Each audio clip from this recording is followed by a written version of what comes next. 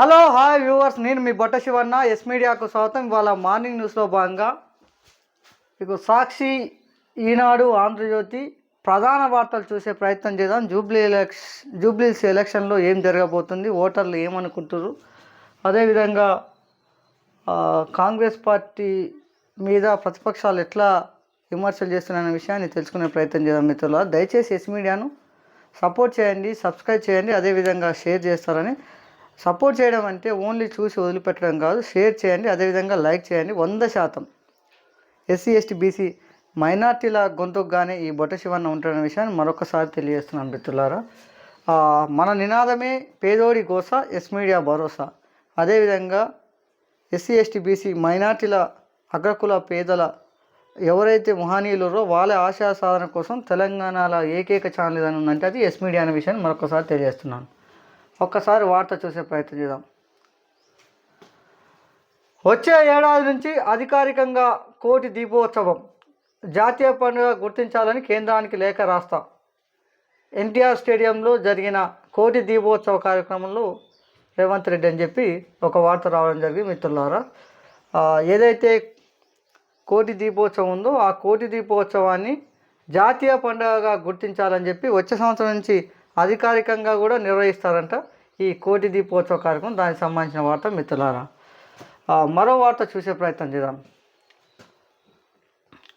జూబ్లియేషన్ ఎవరికో నేటితో జూబ్లీహిల్స్ ఉప ఎన్నికల ప్రచారానికి తెర. ప్రతిష్టాత్మకంగా తీసుకొని సర్వశక్తులు ఒడ్డుతున్న కాంగ్రెస్, బీఆర్ఎస్, బీజేపీ. స్వయంగా రంగంలోకి దిగిన సీఎం రేవంత్ రెడ్డి 3 విడతల్లో 6 రోజుల పాటు ప్రచారం. డివిజన్ల వారీగా బస్తీల్లో పర్యటించిన మంత్రులు, ఎమ్మెల్యేలు. సిట్టింగ్ స్థానాన్ని నిలబెట్టుకోవాలని, ప్రజా వ్యతిరేకతను చాటాలని చెప్పి బీఆర్ఎస్ తహతహ. గుమ్మనంగా ఓటరు పోలింగ్ సమీపిస్తున్న బయటపడని మనోగతం. ఓటర్ తీర్పు ప్రజాపాలన లేదా ప్రజా వ్యతిరేకతకు రిఫరెండం అంటున్న విశ్లేషకులు. 100% రెఫరెండమే ప్రజాపాలన అనుకుంటున్న కాంగ్రెస్కు, అదేవిధంగా ప్రజా వ్యతిరేకం అంటున్న బీఆర్ఎస్ పార్టీకి. అదేవిధంగా ఈ ఎన్నిక ప్రతిష్టాత్మకంగా తీసుకోవడం జరిగింది. ఎందుకంటే 2.5 ఏళ్ళ రేవంత్ రెడ్డి పాలనకు ఇది గీటురాయి లాంటిది. జనాలు ఏమనుకుంటారు అనే విషయాన్ని తెలుసుకోవడానికి 100% ప్రతిపక్షాలు ఏమనుకుంటున్నాయి, పాలకపక్షం ఏమనుకుంటుంది అనడానికి ఇది రిఫరెండమే 100%. ఇక్కడ గెలిస్తేనేమో తెలంగాణ ప్రజలందరూ కలిసి కాంగ్రెస్ పార్టీ మీద ఎలాంటి వ్యతిరేకత లేదు, మేము చేసే అన్ని కరెక్టే చేస్తున్నాం, ఫీజు రియంబర్స్మెంట్ ఇచ్చినాం, అదేవిధంగా మహిళలకు 2500 ఇచ్చినాం, అదేవిధంగా జాబ్ క్యాలెండర్ రిలీజ్ చేసినాం, అదేవిధంగా తులం బంగారం ఇచ్చినాం అనే భ్రమలో ఉండిపోతారు. దయచేసి తెలంగాణ ప్రజల ఆకాంక్షలు, ఆశలు నెరవేర్చే బాధ్యత జూబ్లీహిల్స్ ఓటర్ల మీద ఉన్న విషయాన్ని మరొకసారి తెలియజేస్తున్నాను.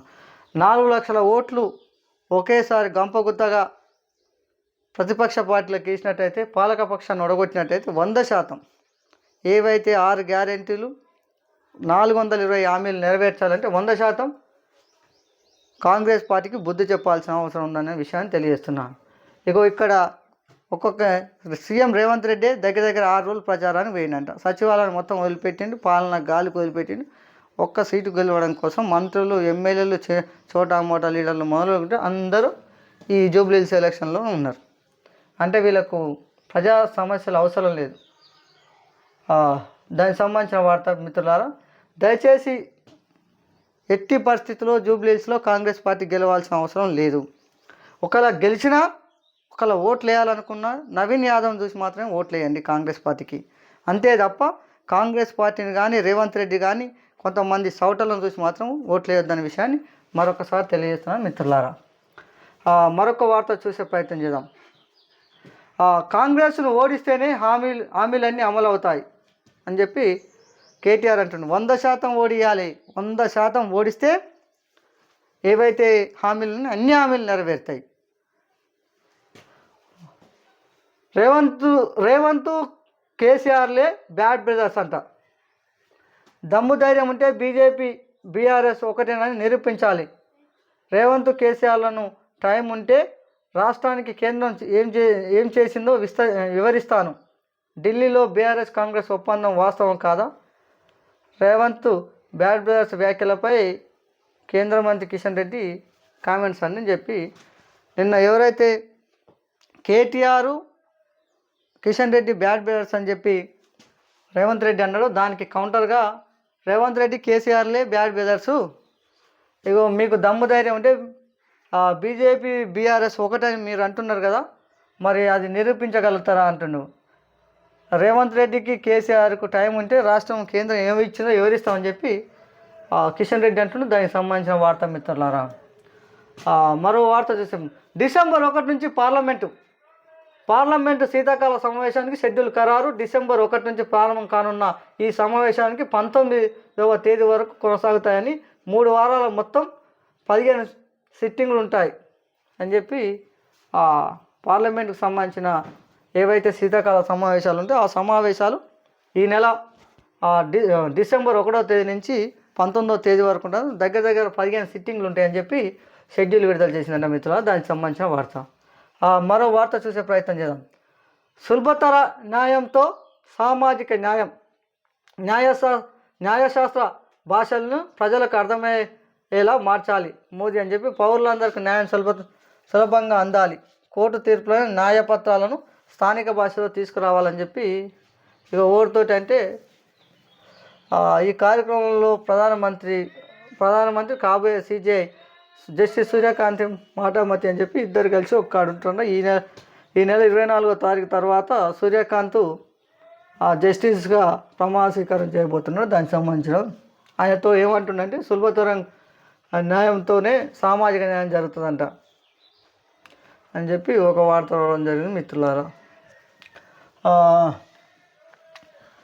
ఇక్కడ చూడు, దేశంలో అత్యంత ప్రతిష్టాత్మకంగా ఎలక్షన్ నిర్వహించే ఎలక్షన్లలో వీవీప్యాడ్లు ఇట్లా చెత్తకుప్పలా పడినాయంట.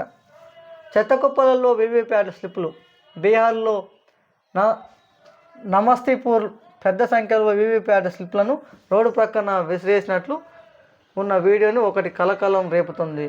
పార్టీ గుర్తులు ముద్రించి ఉన్న స్లిప్లను జనం ఏరుతున్నట్లు అందులో కనిపిస్తున్నాయంట.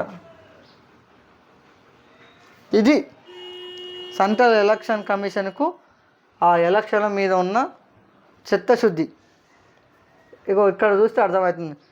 బుద్ధి లేని central election committee. Gyanesh Kumar అంటే నువ్వు అజ్ఞాన విషయం పడుతుంది బహుశా. ఆల్రెడీ ప్రతిపక్షాలు మొత్తుకుంటున్నాయి ఓటు చోరు జరుగుతుందని. ప్రతిష్టాత్మకంగా జరపాల్సిన ఎలక్షన్లు మొత్తం ఆగం చేస్తున్నావు. ఇదేం పద్ధతి? ఇక్కడ చూడు, చెత్త కుప్పలో లోపడుతున్నాయంట వీవీప్యాడ్లు, వాటి స్లిప్పులు, వీవీప్యాడ్ల స్లిప్పులు. ఇదేం పద్ధతి? ఇదేనా దేశానికి ఎలక్షన్లు పారదర్శకంగా నిర్వహిస్తున్నావు అని చెప్పి పెద్ద మాటలు మాట్లాడుతున్నావు? దయచేసి ఎలక్షన్ కమిషన్ కూడా మారాలి. ఇది మిత్రులారా. ఎస్ మీడియాను సపోర్ట్ చేయండి, సబ్స్క్రైబ్ చేయండి, షేర్ చేయండి, లైక్ చేయండి. 100% పేదోడి గోస ఎస్ మీడియా భరోసా. మహనీయుల ఆశల కోసం ఈ రాష్ట్రంలో ఏకైక ఛానల్ అది ఎస్ మీడియా అనే విషయాన్ని మరొకసారి తెలియజేస్తున్నాం మిత్రులారా. మరో వార్త చూసే ప్రయత్నం చేద్దాం. ఈనాడుకు సంబంధించిన ఒక ప్రధాన వార్తలు చూసే ప్రయత్నం చేద్దాం.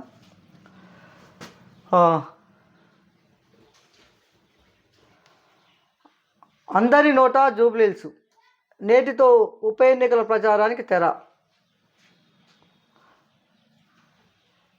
అని ఒక వార్త రావడం జరిగింది మిత్రులారా.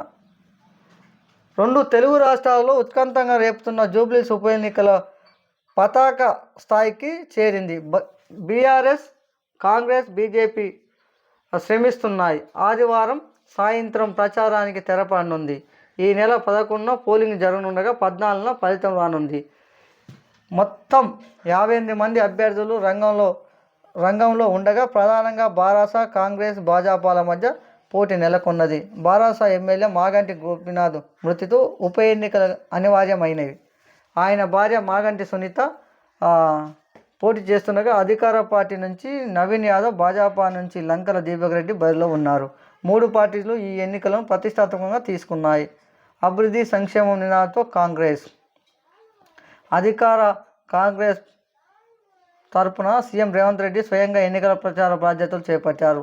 జూబ్లీహిల్స్లో గెలిచిన కాంగ్రెస్ పాలనపై ప్రజల విశ్వాసం పెరుగుతుందని రుజువు చేయాలనే లక్ష్యంతో సంక్షేమ పథకం నినాదంతో ముందుకెళ్తున్నారు. 4-5 రోజుల నుంచి రోడ్ షోలు చేస్తుందంట. ఇదంతా నేను చెప్తున్నాగా, వాళ్ళు కూడా ప్రతిష్ట. రేవంత్ రెడ్డి అహంకారం దిగాలి అంటే, అహంకారం నెత్తిన కనిపిస్తున్న అహంకారం దిగాలంటే జూబ్లీహిల్స్ ఎలక్షన్లు ఓడగొట్టాలి. అట్లయితేనే కాంగ్రెస్ పార్టీకి బుద్ధి వస్తుంది, కాంగ్రెస్ పార్టీలో ఉన్న మినిస్టర్లకు బుద్ధి వస్తుంది, జనంలో వచ్చి తిరుగుతారు. లేకపోతే నేను చెప్తున్నాగా, ఈడ కాదు దేశంలో ఏడ జరిగిన ఉప ఎన్నికలు జరిగిన ప్రతిపక్షాలు గెలవాలి.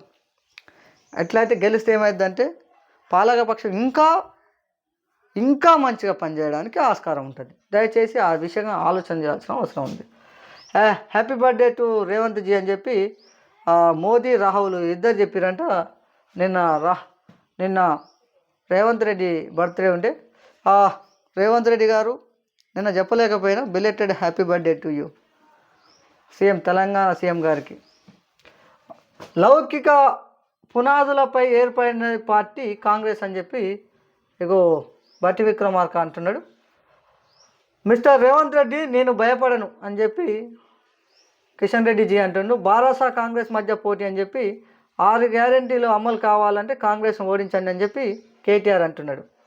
ఇగో మిస్టర్ రేవంత్ రెడ్డి నేను భయపడను అని చెప్పి మీ హామీల గురించి జవాబులు ఇవ్వకుండా నా మీద తప్పుడు ఆరోపణల తెలంగాణ అభివృద్ధిపై నాకు మీ సర్టిఫికేట్ అవసరం లేదని చెప్పి ఇగో కిషన్ రెడ్డి అంటున్నాడు. ఈయన ఎందుకైతే లౌకిక పునాదులపై కాంగ్రెస్ పార్టీ ఎట్లా ఏర్పడిందో అనే విషయాన్ని ఒక్కసారి తెలుసుకుందాం. కాంగ్రెస్ పార్టీ లౌకిక పునాదులపై ఏర్పడిందని, సమాజంలోని అన్ని వర్గాల అభ్యున్నతి కోసం పనిచేస్తుందని ఉప ముఖ్యమంత్రి బట్టి విక్రమార్క అన్నారు. ఇందిరమ్మ ప్రజాప్రభుత్వాన్ని ఆశీర్వదించాలని క్రైస్తవ ప్రతినిధుల సమావేశంలో కావడంతో శుభపరిణామని జూబ్లీహిల్స్ ఇంటర్నల్ సెంటర్లో కాంగ్రెస్ అభ్యర్థి నవీన్ యాదవ్పై మద్దతుగా నిర్వహించిన పాస్టర్ల సమావేశంలో పాల్గొని మాట్లాడినాడంట. అది మిత్రులారా, లాంచ్ ఎక్కేద్దామా, శ్రీశైలం వెళ్దామా అని చెప్పి ఏదైతే నాగార్జున సాగర్ నుండి శ్రీశైలానికి ఒకటి లాంచ్ స్టార్ట్ అయింది. దానికి సంబంధించిన వార్త మిత్రులారా,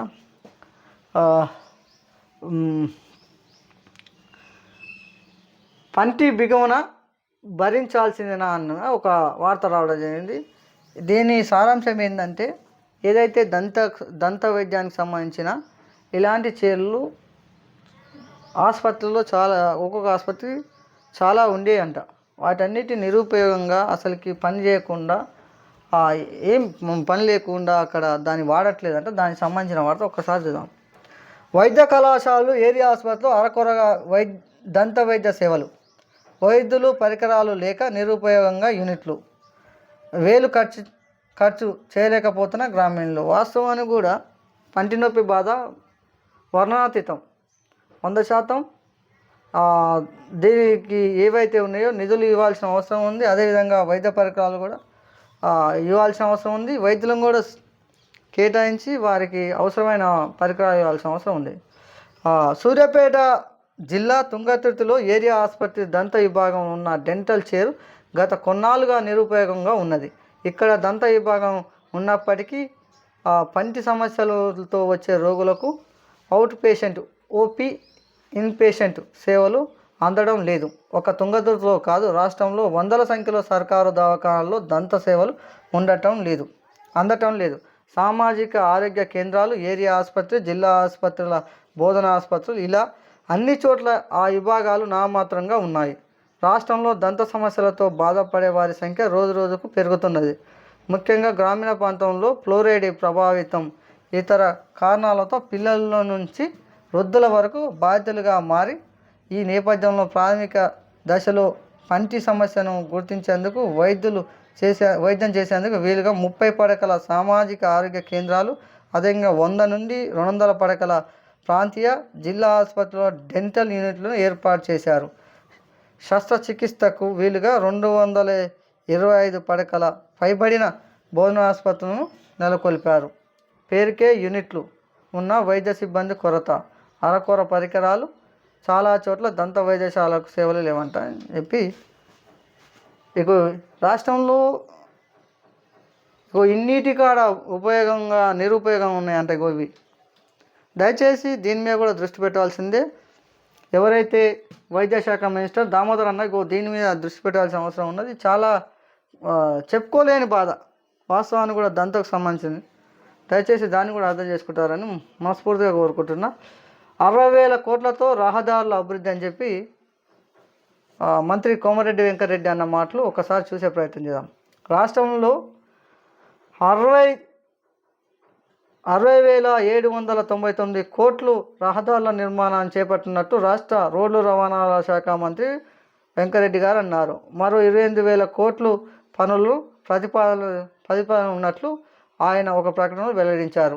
10,000 కోట్లతో విజయవాడ హైదరాబాద్ జాతీయ రహదారిని విస్తరిస్తున్నట్టు, 36,000 కోట్లతో ప్రాంతీయ వలయ రహదారి త్రిబుల్-ఆర్ను 6 వరుసలుగా నిర్మిస్తున్నట్టు, అదేవిధంగా 11,399 కోట్లతో హ్యాండ్లూమ్ రోడ్లను త్వరలో టెండర్లను పిలుస్తున్నట్టు, మన్ననూరు నుంచి శ్రీశైలం ఫ్యూచర్ సిటీ బందర్ వరకు, పోర్టు వరకు గ్రీన్ ఫీల్డ్ హైవేపై ఏదైతే మన అన్నము శ్రీశైలం వరకు, అదేవిధంగా బందర్ నుంచి ఆ ఫ్యూచర్ సిటీ నుంచి బందర్ వరకు, దానికి సంబంధించిన వార్తా మిత్రులు మొత్తం కలిపి 60,000 కోట్లతో పనులు చేపడుతున్నట్ట. దయచేసి మాటలకు పరిమితం కాకండి.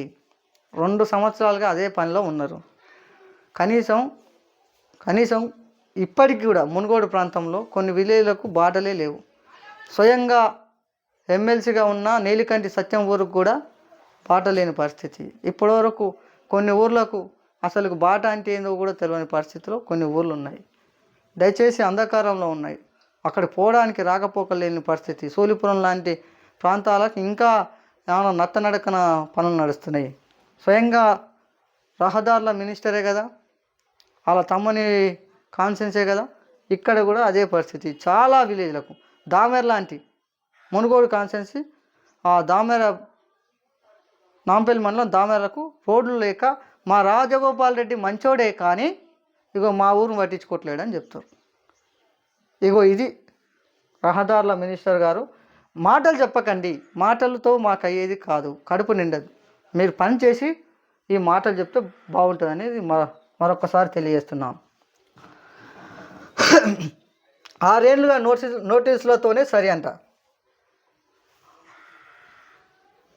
ఎల్ఎన్టీ కంపెనీకి అంట 6 ఏళ్ళుగా నోటీసులు ఇస్తున్నారంట. వీళ్ళు ఏం చేస్తారు, ఏం బీక్తారనే ధోరణిలో ఉన్నారు. మేడిగడ్డపై తాజా తాకీదులకైనా నిర్మాణ సంస్థ స్పందించేనా, ఇన్వెస్టిగేషన్ సహా పునరుద్ధరణకు చర్యలు తీసుకోవాలన్న ఎస్ఈ అంట. నిజంగా అధికారులు కానీ పాలకపక్షాలు కానీ దమ్మున్నోళ్ళు అయితే, శాతనైనోళ్ళు అయితే ఈ 6 ఏళ్ళ నుంచి వీడు మీ మాట కూడా పోకుండా ఉంటాడా? లైసెన్స్ క్యాన్సిల్ చేసి పాత బిల్లు రాకుండా చేస్తే వీడు అవసరమైతే అదనంగా ఏమైనా నిర్మాణాలు చేసి ఉంటే ఆ నిర్మాణాలకు వీళ్ళకి అవకాశం ఇవ్వకపోతే వీడు ఒక్కసారి మీరు నోటీసులు ఇచ్చి ఇప్పటికీ 6 ఏళ్ళుగా నోటీసులు ఇస్తారంట. దున్నపోతు మీద వర్షం పడుతుంది వానికి, మీతోటి ఏమవుతుందని అనుకుంటున్నాడు. మేడిగడ్డ బ్యారేజ్ నష్టం వాటిల్నించినట్టు గుర్తించి వాటికి 6 ఏళ్ళు అయింది. అయినప్పటి నుంచి ఇంజనీర్లు ఒకవైపు నోటీసులు జారీ చేయడం, ఇంకోవైపు నిర్మాణ సంస్థకు అనుకూలంగా ధృవీకరణ పత్రాలు ఇవ్వడం జరుగుతుంది. పనులు చేయకుంటే కఠిన చర్యలు తీసుకుంటామంటూ తాజాగా మరో నోటీసు ఇచ్చారు. బ్యారేజ్ దిగువన దెబ్బతిన్న మొదట గుర్తించినటువంటి రాసిన పలు ఉత్తరాల్లో పునరుద్ధరణ బాధ్యత తమదే అంటూ నిర్మాణ సంస్థ పేర్కొంటూ వచ్చింది. అయినా ఎలాంటి చర్యలు తీసుకోకపోవడంతో ఇంజనీర్లు ఎన్ని రకాలుగా సహకరించాలో అన్ని రకాలుగా ఇన్వెస్టిగేషన్కు పునరుద్ధరించడానికి సంబంధించిన వీళ్ళంతా సహకరిస్తారంట. వాళ్ళే నోటీసులు ఇస్తారు. మరి వాళ్ళే సహకరిస్తే మరి వానికి ఏమవుతుంది? ఇటువంటి పాలకపక్షాలు 6 ఏళ్ళు అవుతుందంట. 6 ఏళ్ళ నుంచి వాళ్ళని ఏం బిక్తారులే వీళ్ళు అన్నట్టు చూస్తారు. అయినా ఈ అధికారులు అయినా పాలకపక్షాలు వాళ్ళని ఇంటిస్తున్నారు. జనం సొమ్మేనాయే.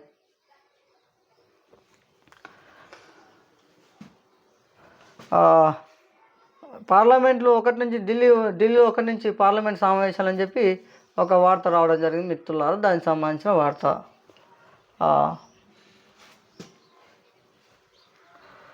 భాజపాను గెలిపిస్తే సీతారాం నగర్గా జూబ్లీహిల్స్ అంట. కేంద్ర మంత్రి బండి సంజయ్ వ్యాఖ్యలు. ఇక బీజేపీ నాయకులకు బుద్ధి రాదనుకుంటా. అరే నాయన, ప్రాంతాల పేర్లు ఊర్ల పేర్లు మార్చడం కాదురా నాయన అభివృద్ధి అంటే. హిందువులకు ముస్లింలకు స్విచ్ పెట్టడం కాదురా నాయన అభివృద్ధి అంటే. అసలుకి మీరు హిందువులకు ఏం చేశారని చెప్పాల్సిన అవసరం ఉంది. ఇవాళ అన్నట్టు కదా బండి సంజయ్, ఈ రాష్ట్రానికి ఏం తెచ్చినావు వివరిస్తామని ప్రెస్ మీట్ పెట్టి ఓ శ్వేతపత్రం రిలీజ్ చేయరి మీకు దమ్ముంటే. ఇడంట వీడు పోయి ఏమంటాడు, సీతారాం నగర్గా మాకు కాన్స్టిట్యున్సీల పేర్లు ఊర్ల పేర్లు లేకపోతే మాకున్న పేర్లను మార్చడానికి కాదు అభివృద్ధి అంటే. ఈ దేశ అభివృద్ధి అంటే విద్య ఉండాలి, వైద్యం ఉండాలి, అందరికి తినడానికి తిండి ఉండాలి, కట్టుకోవడానికి బట్ట ఉండాలి, ఉపాధి కల్పన చేయాలి. అది కదా అభివృద్ధి అంటే. పనికి మళ్ళీ లెక్క ఆ పేరు మారుస్తాం, ఈ పేరు మారుస్తాం, మేము అధికారం గిదానికా నిన్ను పిలిచేది. గుళ్ళు కట్టిస్తాం, గోపురాలు కట్టిస్తాం. గుళ్ళు గోపురాలు మా తాతలు మా ముత్తాతలు కట్టించుకోలేదా? మీరు కట్టియాలా మనగాళ్ళు? వీడు ఒకడు అంటాడు, ఈ రాష్ట్రానికి ఎన్ని నవోదయ స్కూల్ తెచ్చిరు, ఈ రాష్ట్రానికి ఎన్ని యూనివర్సిటీలు తెచ్చిరు. అది కాదా కావాల్సింది? ఈ పనికి మళ్ళా స్టేట్మెంట్లు ఎందుకురా నాయన? మాకు ఈ పేర్లు మారిస్తే మా బతుకుదేరు మారుతుందా? మాకు తిండి వస్తుందా? పేదవాడికి ఓ ఇల్లు వస్తుందా?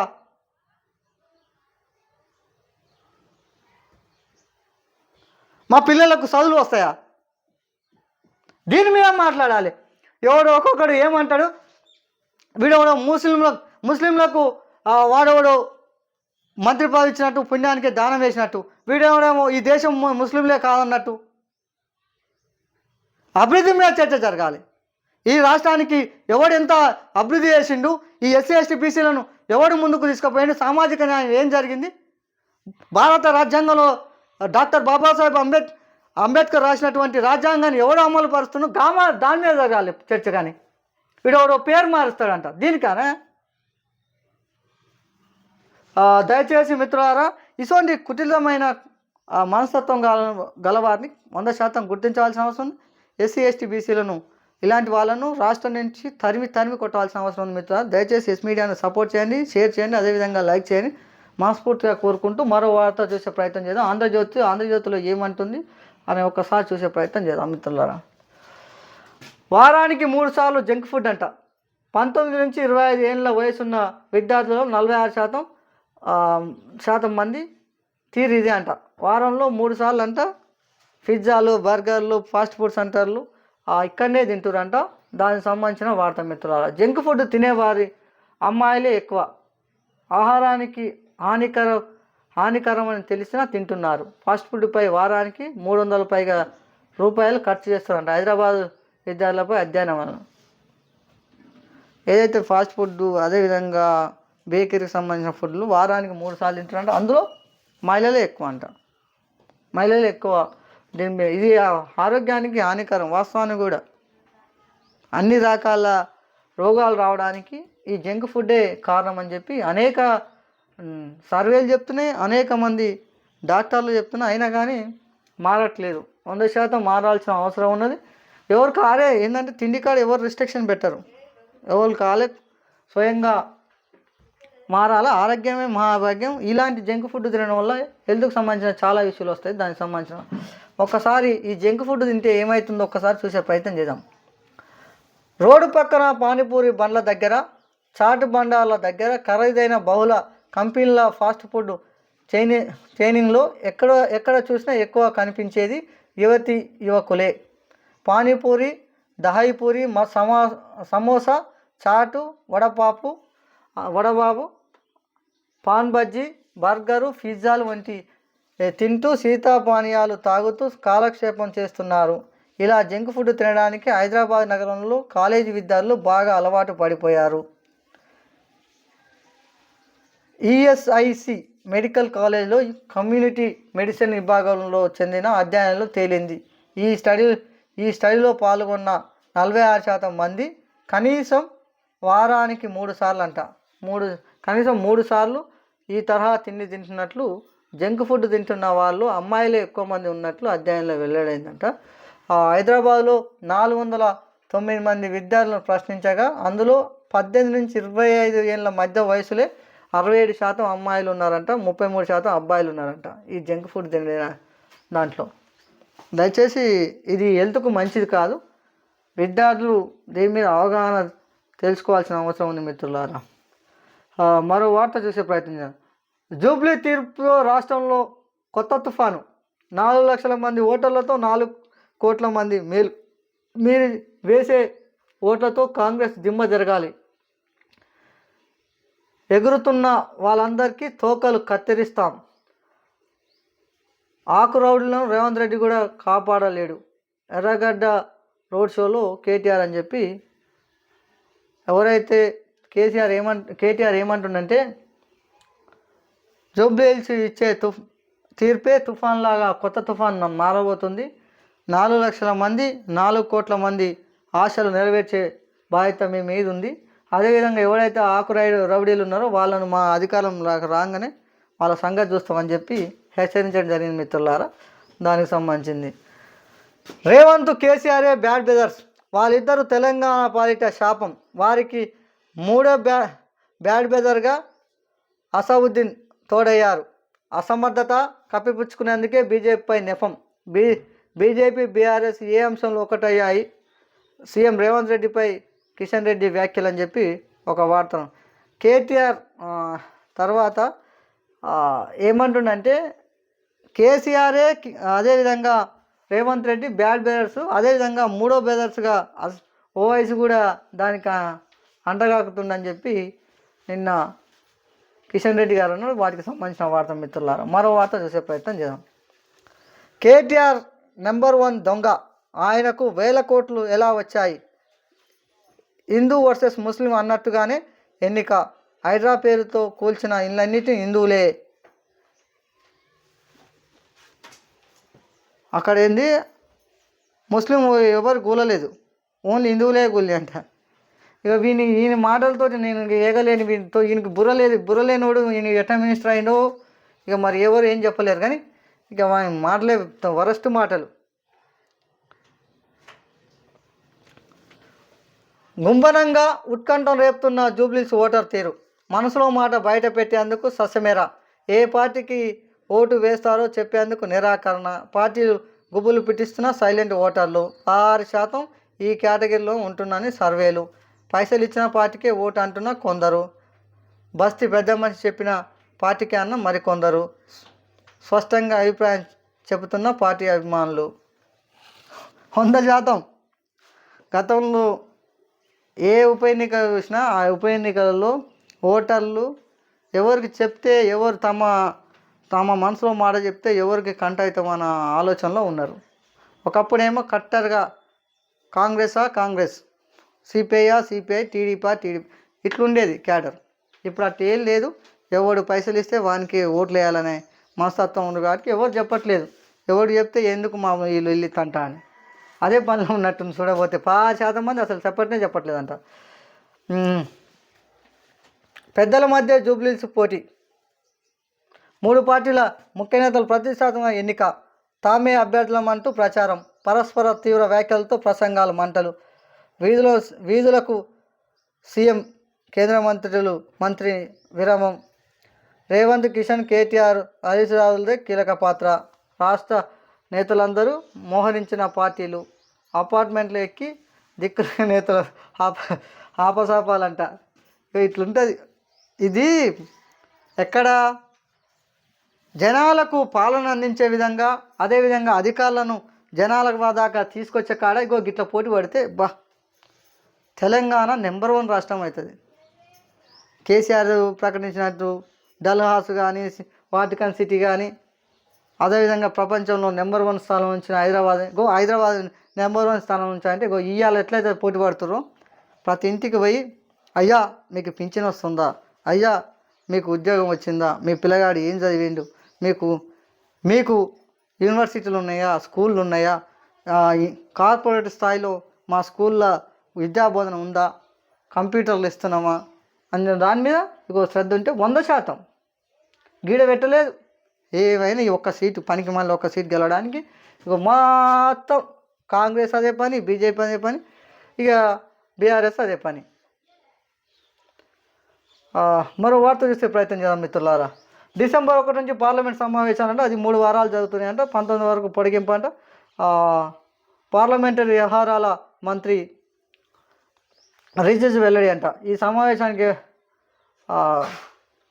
సమావేశాల వ్యవధిని కుదించడంపై విపక్షాలు ఫైర్ అంట. మరో వార్త చూద్దాం. 297 కిలోమీటర్ల మేర 20,000 కోట్లు ఫ్యూచర్ సిటీ బందర్ పోర్ట్లకు గ్రీన్ సిగ్నల్. హైవేపై ఖర్చు అంచనా. రాష్ట్రంలో 8,799 కోట్లతో కొత్త రహదారుల నిర్మాణం. 8 లైన్లుగా హైదరాబాద్ టు విజయవాడ అని చెప్పి కోమరెడ్డి అన్నాడు. దానికి సంబంధించిన వార్త మిత్రులారా. పిల్లలకు వారు తుపాకులు ఇస్తే మేము ల్యాప్టాప్లు ఇస్తున్నామంట. మోడీ చెప్తున్నాడు. ఏమని చెప్తుండు? వాళ్ళు తుపాకులు ఇచ్చిర్రు ఆర్జేడీ వాళ్ళు, మేమేమో ల్యాప్టాప్లు ఇస్తున్నాం అన్నారు. ల్యాప్టాప్ ఇవ్వట్లేదు, కాషాయ జెండాలు ఇచ్చి కట్టుకొని తిరుగుర్రా అని చెప్తున్నారు. హిందూ ముస్లింలకు వాడు ఓవైసీ ఒకవైపు, నువ్వు ఒకవైపు. మోడీజీ మీరు చేసే పని ఏంటంటే, ఓవైసీ ఏమో వాళ్ళని క్యాబులు పెట్టుకొని తిరుగురి, మీకు చదువులు బంద్ చేసుకొని ముస్లిం మతాన్ని ప్రచారం చేయమని వాడు చెప్తున్నాడు.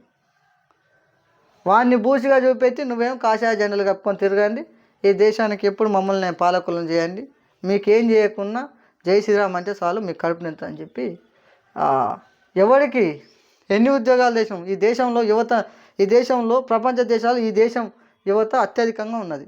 దాన్ని ఏ విధంగా వాడిను? ఈ 11 ఏళ్లలో నువ్వు ఈ దేశానికి చేసింది ఎన్ని? 2 కోట్ల ఉద్యోగాలు ఇస్తున్నావు, ఇచ్చినావా? ల్యాప్టాప్లు ఇచ్చుడేను? కనీసం ఒక్కొక్క రాష్ట్రానికి 4 యూనివర్సిటీలను తీసుకొచ్చి పెట్టినావా? ఇదంతా ఇది ఒక డ్రామా, ఒక రకమైన డ్రామా ఆడుతున్నారు. వారి పిల్లలు పదవులు ఆశిస్తూ మీ పిల్లల భవితను కాలు రాస్తున్నారు. ఆర్జేడీతో సహా విపక్షాలపై ప్రధాని ఫైర్ అంట. విపక్షాల 65 వోల్ట్ల షాక్ ఇచ్చా. బీహార్ తొలిదశ పోలింగ్పై మోదీ రోడ్డు పక్కన వీవీప్యాట్ స్లిప్ల సహా రిటర్నింగ్ అధికారిపై వేట్ అంట.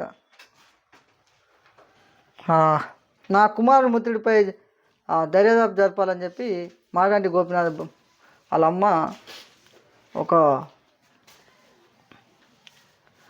పిటిషన్ ఇచ్చిందని, దానికి సంబంధించిన రాయదుర్గంలో ఇచ్చిందని దానికి సంబంధించిన వార్త మిత్రులారా. పాక్ ఆర్మీ చీఫ్కు త్రివిధ దళంపై పెత్తనం, కొత్తగా సిడిఎఫ్ పదవి. పాక్ 7th బిల్లు, దేశంలో సైన్యం ఆధిపత్యం ఇంకా పెరుగుతుందంటున్న విశ్లేషకుల ఆందోళన అని చెప్పి ఒక వార్త రావడం జరిగింది మిత్రులారా. మహారాష్ట్ర మంత్రుల మేడకు భూ కొనుగోలు అవచ్చు, అక్రమం జరిగాయని విపక్షాలు. అజిత్ పవార్ కుమారుడు ఫర్దీ పవార్ 40 ఎకరాల కొనుగోలు రద్దు. ఆయన క్యాన్సిలేషన్ ఛార్జీల కింద సర్కారు 41 కోట్లు చెల్లించాల్సిందే.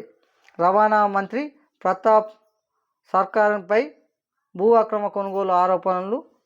ముంబైలో 4 ఎకరాల కేవలం 3 కోట్లైనా, అయితే 4 ఎకరాలు కేవలం 3 కోట్లకేనా అని చెప్పి విపక్షాలు అంటున్నాయంట. ఎవరైతే మహారాష్ట్ర మంత్రులు కొడుకులంట ఇక రియల్ ఎస్టేట్లో పడ్డారంట. ప్రభుత్వ భూమి అంటే 4 ఎకరాల భూమి అంటే 3 కోట్లకి ఇచ్చారంట. గంతేనా అని చెప్పి నిలదీస్తున్నారంట. దానికి సంబంధించిన వార్త మిత్రులారా. ఊరంతా కోడి కూరే. 2000 నాటి కోళ్లను తెచ్చి రోడ్లపై వదిలేసిన గుర్తు తెలియని వ్యక్తి.